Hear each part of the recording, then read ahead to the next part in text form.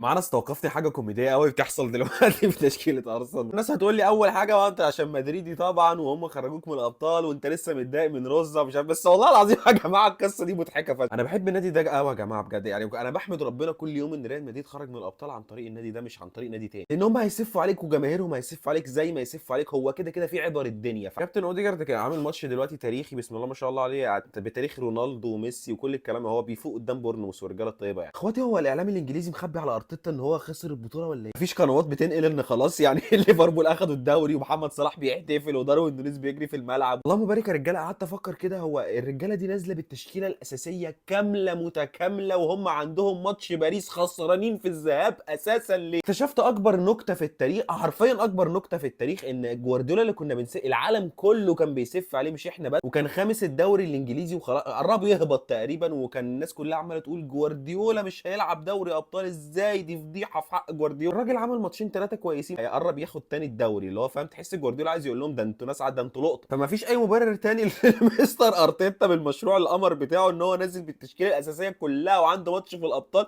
ان هو خايف مرعوب من الافيه التاريخي اللي هيحصل. حرفيا هيبقى اكبر افيه في تاريخ كره القدم كلها لو مانشستر سيتي جوارديولا لحقوا المركز الثاني. عايز بس اوريك الفرق، ان سبحان الله باريس بتلعب في نفس الوقت دلوقتي. بص تشكيله باريس عامله ازاي احسن يجي في بالك بس وتقول لي اصل ارسنال ما عندهمش ده، تقريبا انريكي بيلعب بعيال ما حدش يعرف هم مين. المشكله ان يعني انا مش بافر والله، بص الفرق، عايزك تبص على فرق النقط ما بين مانشستر نكته والله.